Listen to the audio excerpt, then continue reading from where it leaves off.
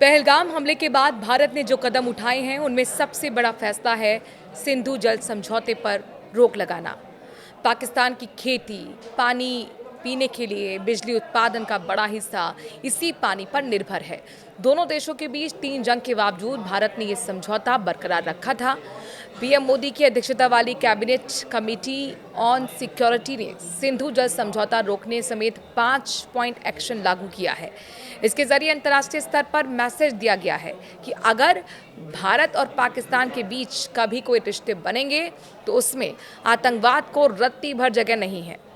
अब सवाल यह है कि पहलगाम हमले के बाद भारत सरकार ने कौन से वो 5 बड़े फैसले लिए हैं। चलिए आपको एक एक फैसला बताते हैं, उसके मायने बताते हैं, उसका क्या असर पड़ेगा ये आपको बताते हैं। अंतर्राष्ट्रीय स्तर पर क्या मैसेज गया है और पाकिस्तान के लिए कितना बड़ा सबक होने वाला है, हर एक मायना आपको हम समझाएंगे इस वीडियो में।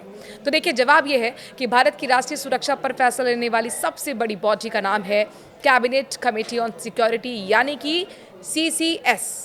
प्रधानमंत्री इसके अध्यक्ष होते हैं, रक्षा मंत्री, गृह मंत्री, वित्त मंत्री और विदेश मंत्री इसके सदस्य होते हैं।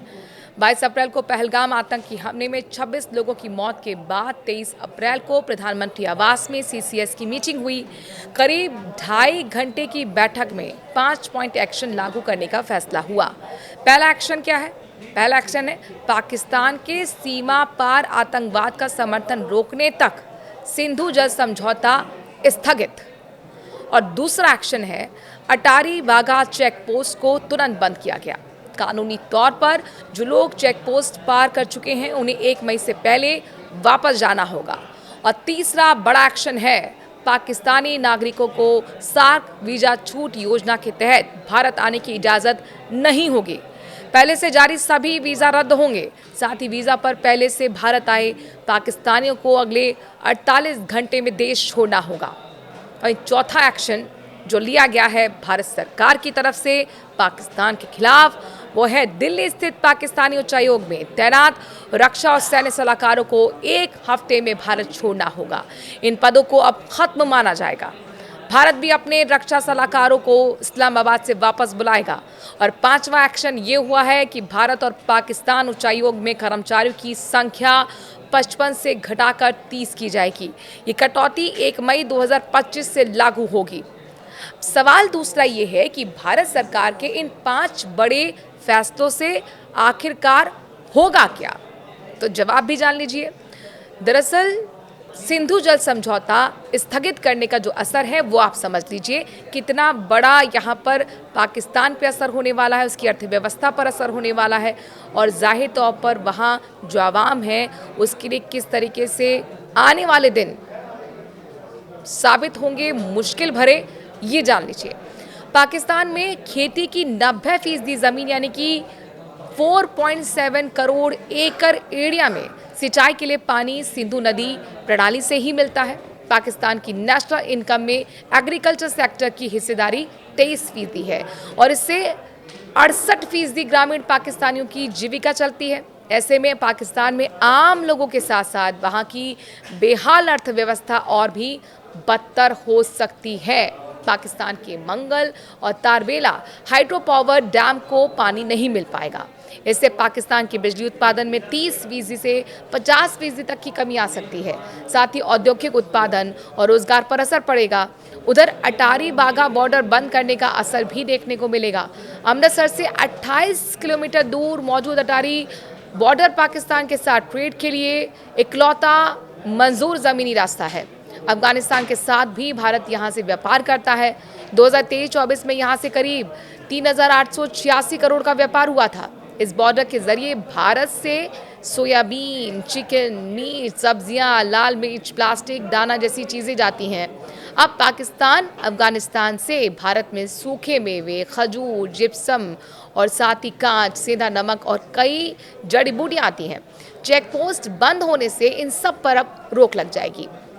इसके साथ ही इलाज कराने के लिए भारत आने वाले पाकिस्तानियों को भी दिक्कत होगी। 2023-24 में अगर हम बात करें तो 71.5 हज़ार लोगों से इस रास्ते को इस्तेमाल करते हुए देखा गया था। अब देखिए जो असर होने वाला है वो आपको पॉइंट के ज़रिए बताते हैं। अगर हम सार्क की बात करते हैं, सार्क वीज़ा छूट योजना रद्द होने का असर क्या होगा, ये भी समझ लीजिए। इस योजना के तहत राजनेता, पत्रकार, व्यापारी, खिलाड़ी जैसे 24 कैटेगरी में बिना वीज़ा की यात्रा की सुविधा दी जाती थी, लेकिन अब इसे रद्द कर दिया गया है, स्थगित कर दिया गया है। साथ ही 48 घंटे में पाकिस्तानियों को भारत छोड़ने के एक्शन से अब उन्हें जल्द से जल्द बाहर निकलने की तैयारी करनी होगी।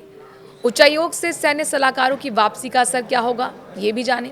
पाकिस्तानी उच्चायोग से डिफेंस, मिलिट्री, नेवी, एयरफोर्स के सलाहकारों को पर्सोना नॉन ग्राटा घोषित करने से अब ये पद खत्म माने जाएंगे। भारत भी इस्लामाबाद से अपने सलाहकारों को वापस बुलाएगा, यानी कि दोनों देशों के बीच मिलिट्री डिप्लोमेटिक रिलेशनशिप जो है वो पूरी तरह से खत्म हो जाएगी। ये सलाहकार दोनों देशों के बीच मिलिट्री मूवमेंट और साथ ही इंटेलिजेंस इंफॉर्मेशन साझा करने में रोल निभाते थे। ऐसे में इनके ना होने से दोनों देशों के बीच ऐसी जानकारियां साझा नहीं होंगी, जिससे गलतफहमियां, तनाव बढ़ सकता है। मिलिट्री कम्युनिकेशन चैनल बंद होने से दोनों देशों के बीच होने वाले छोटे छोटे टकरावों का बड़े संघर्ष में तब्दील होने का खतरा बढ़ जाएगा।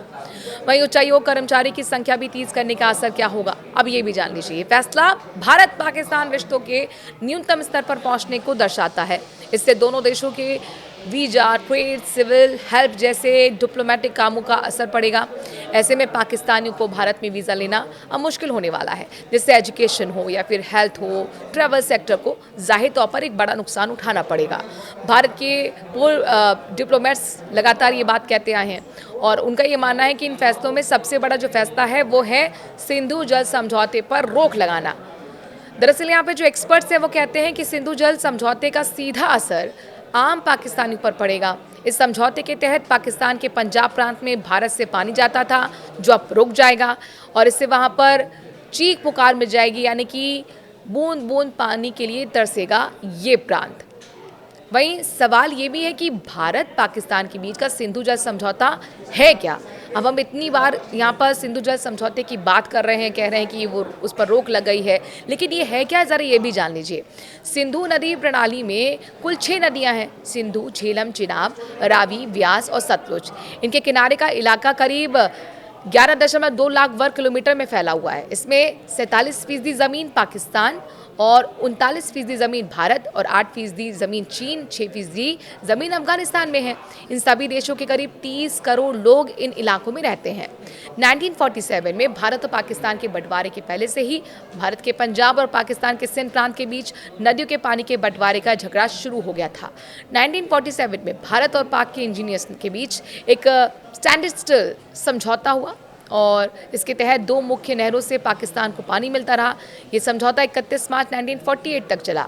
इसके बाद ये समझौता लागू नहीं रहा तो भारत ने दोनों नहरों का पानी रोक दिया। इससे पाकिस्तान के पंजाब प्रांत की 17 लाख एकड़ ज़मीन पर खेती बर्बाद हो गई। दोबारा हुए समझौते में भारत ने पानी देना शुरू कर दिया, उसके लिए वो राज़ी हो गया।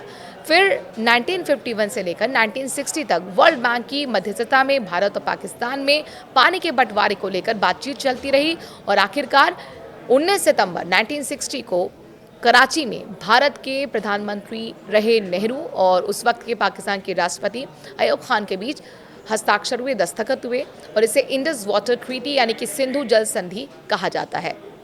अब सवाल यह है कि क्या भारत के पास सिंधु जल समझौते के तहत पाकिस्तान जाने वाले पानी को रोक सकता है? तो जवाब सुन लीजिए। दरअसल सिंधु जल समझौता एक स्थायी संधि है और इसे कोई एक देश अपनी मर्जी से रद्द नहीं कर सकता। दोनों देश मिलकर ही इसमें कोई बदलाव कर सकते हैं। हालांकि स्ट्रैटेजी एनालिस्ट लगातार ये बात कहते रहे हैं और उनके मुताबिक ये मानना है कि वियना समझौता के लॉ ऑफ ट्रीटीज़ की धारा 62 के तहत भारत से आधार पर सिंधु से पीछे हट सकता है कि पाकिस्तान उसके खिलाफ आतंकी गुटों का इस्तेमाल कर रहा है। इंटरनेशनल कोर्ट भी ये कहता हुआ दिखा है कि अगर मौजूदा स्थिति में कोई बदलाव हो तो कोई भी संधि रद्द कर सकता है या संधि रद्द की जा सकती है। इंफ्रास्ट्रक्चर की बात इसलिए भी ज़रूरी है क्योंकि ये सभी नदियां भारत की ऊंचाई के इलाके में है। भारत से बहकर ये पाकिस्तान के इलाकों में पहुंचती हैं। पूर्वी नदियों पर भारत के 5 बड़े प्रोजेक्ट चालू हैं, 3 की तैयारी है। भारत ने पूर्वी नदी यानी कि सतलुज पर भाखड़ा नागल बांध, व्यास पर पोंग बांध और साथ ही रावी पर रंजीत सागर बांध और हरके बैराज और इंदिरा नहर जैसे प्रोजेक्ट लगाए हुए हैं। ये सभी प्रोजेक्ट चालू हैं जिससे भारत इन नदियों के 3.3 एकड़ जो करोड़ एकड़ फीट पानी है उसमें से करीब 94% पानी का इस्तेमाल करता है। 2019 में उरी आतंकी हमले के बाद भारत ने कहा था कि वो इन नदियों का बहाव मोड़कर 100% पानी अपने यहाँ इस्तेमाल करेगा। इसके बाद रावी पर शाहपुर कांडी प्रोजेक्ट, सतलुज व्यास नहर लिंक प्रोजेक्ट्स और रावी की सहायक नदी पर उस डैम बनाया जा रहा है। हालांकि अभी ये प्रोजेक्ट पूरी तरह से बनकर तैयार नहीं हुए। पश्चिमी नदियों पर भारत के 2 प्रोजेक्ट चालू हैं, 2 की तैयारी है। पाकिस्तान के हिस्से वाली पश्चिमी नदियों के चिनाब पर भारत ने बगली हार डैम लगाया है, रतले प्रोजेक्ट्स बनाया है चिनाब की ओर से सहायक नदी पर मारुसोदर दरअसल पाकुल डुल प्रोजेक्ट यहाँ पर तैयार हो रहा है। झेलम की सहायक नदी नीलम पर भी इस तरह के प्रोजेक्ट शुरू किए गए हैं। तो ये कुल मिलाकर अगर सिंधु जल समझौता रद्द हो रहा है तो उसका पानी कहीं ना कहीं भारत के लिए अहम हो जाता है और इसका इस्तेमाल अगर भारत करेगा तो बड़े हाइड्रो प्रोजेक्ट्स भी आगे खुलेंगे जो भारत के नागरिकों के लिए फ़ायदेमंद होगा।